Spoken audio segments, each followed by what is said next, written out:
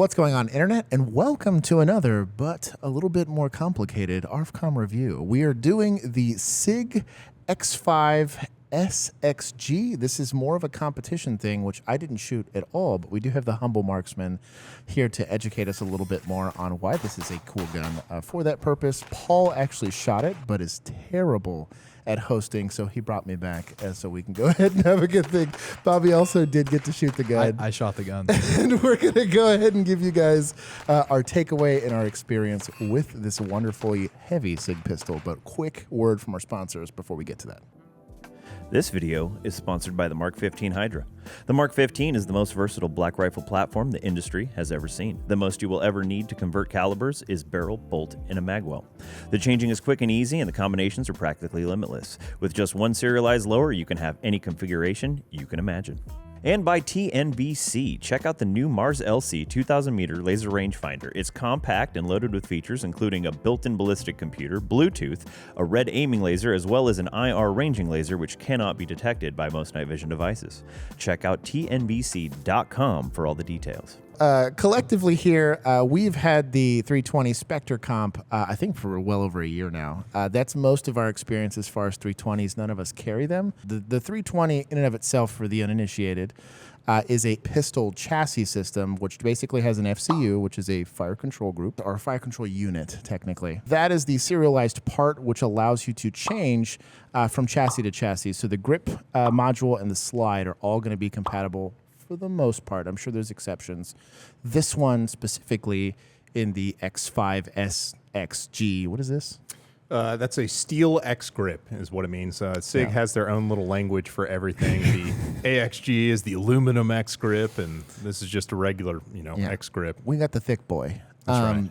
This is, I'm coming from a full-size 1911, and this is a little lightweight, but is this like 50 ounces? It's 49, I think, is what it is. It's 49 and a half. Yeah, It's a chunk. It's not thicker, and I think a lot of people, when they hear the weight, they expect this to be a much bigger in the hand. You described it as like a 229 or a 226 with just thinner grips. like a double action 226. It doesn't have safeties. Like the single action X5s feel bigger because they've got manual safeties you got to put your thumb on. Yeah. This, no manual safeties. It's all internal to the gun, so it's just a very sculpted sort of grip. The grip panels are kind of thin, but super, super bitey. Those are tacky. It's got 3 grip panels, so it's just the 2 on the side, but also the back strap is a G10 grip as well. Very cool. But it's the same as when they released the aluminum frame a few years ago. It's the same format of that, so there's already grips that you can check out on that. I mean, a competition gun, the good ones generally weigh 40 to 50 ounces, and immediately the comment section is probably going to erupt and say, like, well, how much recoil does 9mm have? It's not just for the recoil. It doesn't recoil very much because it weighs 50 ounces, but that weight makes it easier to aim precisely on tight shots. So if you have a very distant partial target you're shooting at, it's a lot easier to steady a 50-ounce gun than it is even a 40-ounce gun. We know that because you shot this at 25 yards and you had a lot easier time with the heavier frame than... Oh, yeah, 100%. It was like night and day. I don't think I really actually respected the difference between them until we were actually like, hey, I want you shoot this at range and see how you do. And I was like, oh, wait a minute. I can already tell like 5 shots in, I'm doing way better than I did. With a heavier gun, there's less of the gun actually moving due to the inertia of the slide going back. And then when it settles, it's settling so much quicker and I guess not getting as unsettled. There's less acceleration happening overall, so the dot just kind of dances. And you have so much more confidence when that dot's just simply returning back to that point of aim that you can go and crack the shot off. Trigger starts to matter and everything else there, but like for you, who's considerably better at us than this, what would you say is the benefit for a heavier pistol, and then also like why you don't think this maybe needs the comp or needs all that stuff when you have all the weight? So a heavy gun, like a lot of guys who shoot competition, are generally bigger boys, and... Sorry, Paul? Except for Paul. But we hang out with him. He's pretty cool. But the heavier guns, like when you're driving like a super lightweight gun, it's easy to over muscle the gun. And what happens when you're starting to swing the gun target to target is you'll get these like over registrations where you swing past the aiming point beyond it and you have to bring it back to center. The guns that are a little bit heavier, it's just a little bit easier, a little bit more predictable. It decelerates a little bit nicer, so it's easier to stop on a specific point. As I mentioned, when you're aiming at tight distance shots, like really where the money is made in competition guns is the difficult shots. Everybody can split the gun real fast on the close targets and keep them in the A zone or 0 zone, whatever your sport is.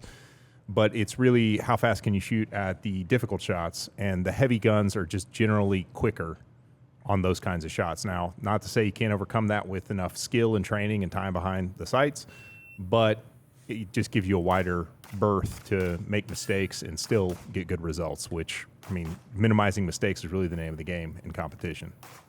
The biggest thing, and I'm gonna hate here, and I'm a bit of a hater. I don't carry a SIG. No.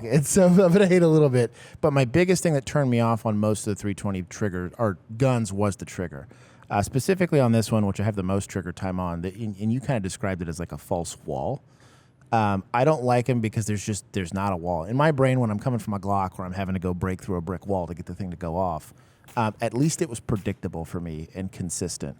That was probably the most dramatic difference for me on this, and the little bit of trigger time I did have was the trigger. I don't know what secret sauce. It's interesting though because it still feels like a 320 trigger, Yeah. but it's like a more like refined, cleaner break.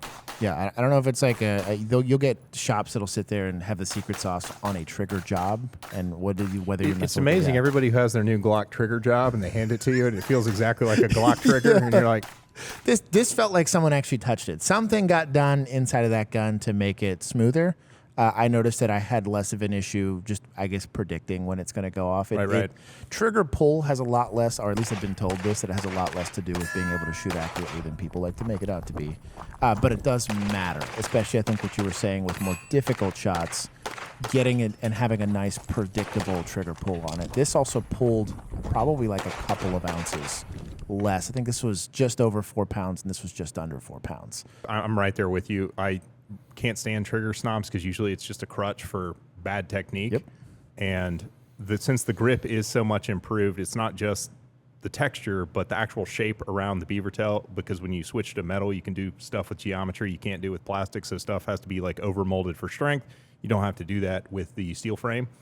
And the shape of the trigger is actually different. It's a little bit broader, and it just kind of feels different, but it feels like you've got better control over the trigger face when you're trying to pull it. So it's easier to, I mean, we slap triggers in competition. It's easier to slap in a controlled manner just a little bit than the one with the false wall that you kind of pull through. So even staging like precise shots, the SXG FCU is, you know, a cut above that. Now, that said, it doesn't change. Like if you absolutely hate P320 triggers, it still feels like a P320 trigger. Sorry, dog. That's for me because I don't like P320 triggers. But this is by far one of the nicest ones I had. And it's kind of cool because it accomplished the cool texturing. It accomplished the better trigger. It accomplished being heavier without losing compatibility. Y'all used, what, like 2, 3, Well, 4 we had holsters? 4 holsters out there. They were all, you know, competition-specific holsters, and it fit just fine. And that's sometimes an issue, like going from the plastic frame SIGs to the metal frame ones. But it fit in all the holsters we tried it in, so that was good. If you've got a competition holster, I'm pretty confident that that one will fit in it.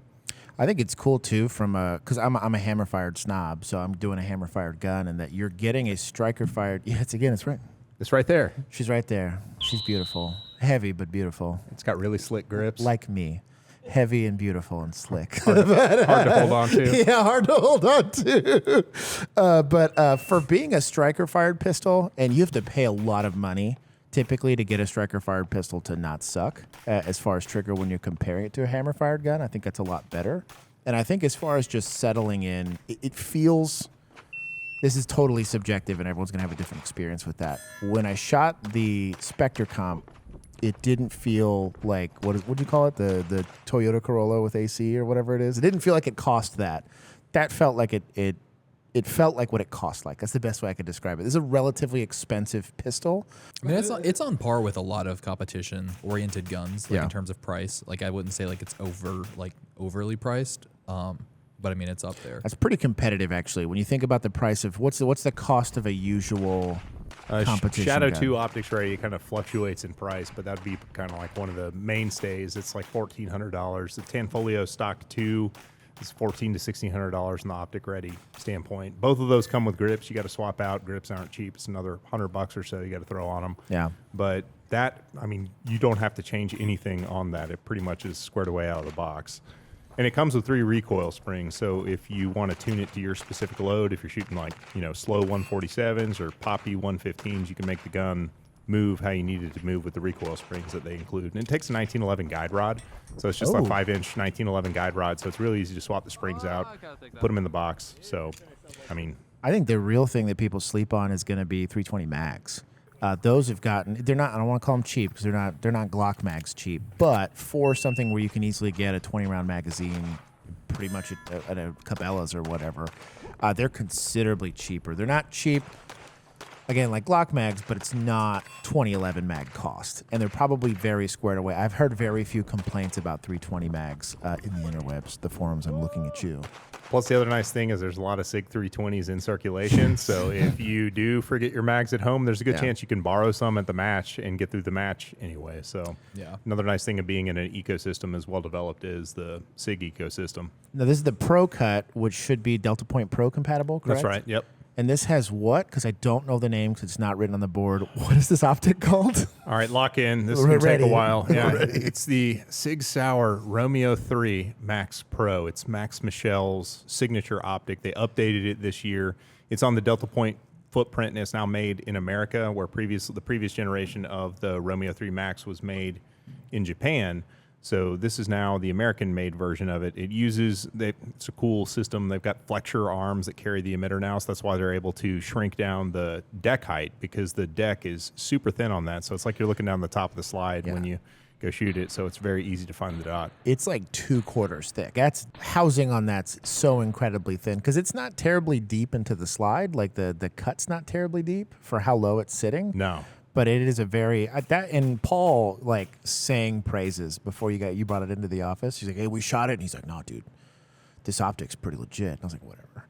And this is not me talking trash. I'm coming from an SRO, and I spent money to feel bougie. That's an offensively nice dot. I was surprised. It's definitely a click north of an SRO. Yeah, as far as glass clarity is concerned, I thought the dot was also incredibly clean. Yep. That was because what is this, like a 6? That's an 8. 8 MOA dot, and it was perfectly circular, which is weird. And for anyone that's ever known, especially when you get to daylight bright settings, that was very clean. I do want to throw this out to the new pistol dot shooters out there. Big dots are nice on pistols because, number one, the pistol is good for maybe 3 inches at 25 yards. So you can't get the accuracy a finer dot is going to give you. Can't get at it anyway because the pistol's not capable of delivering that. Yep. And if you've got an astigmatism, you don't have to run a big dot as bright. So the star, what the star bursting is how hot is that emitter relative to the light coming at your eye from downrange. So you can dial it down to be much dimmer, and because it's bigger, your eye can still track it and perceive it. And I've got an astigmatism. I like bigger dots, and I run them dimmer than people typically like. So if you max out the emitter and run real hot, you're likely to see more of the little legs coming off it. For a competition, and I'm far from I'm a trash MOA at the range kind of shooter here. If you had to go put me in a classification, they said you shoot a minute of cop. It's cop MOA, but yeah, it's definitely there was a lot of attention obviously put into this. They consulted competition shooters as opposed to having the engineering team take a stab at it, or at least there's actual shooters in the engineering team. I thought it was rather smart. I was actually impressed because all of the product managers we talked to at that SIG Next events, all of them were competitors. Yeah. And obviously Max Michel, his name's on it, but obviously he had a hand in what went into it as well. So a lot of bright people who shoot competition understand the assignment were involved in getting it put together. So for those of you that are interested, if you would like to see more content on this, go check out the Humble Marksman here. Where can they find you? You can find me right here on YouTube. I have a YouTube channel. It's pretty cool. You may have guessed it's the Humble Marksman. It's all right. He's pretty cool. He's a better shooter than true. I am. He's a little better looking, too. He's got a nice beard. My beard is more recently trimmed than yours. Yeah. So if you'd like to follow us on socials, we are on AR15com. We do have a link to our Discord in the doobly-doos, and we are likely going to be doing a really cool forum post on this for those of you that prefer reading as opposed to watching, but you probably didn't make it this far. Go check it out. Thanks, SIG, for listening to competition shooters and providing a gun that actually caters to their specific needs.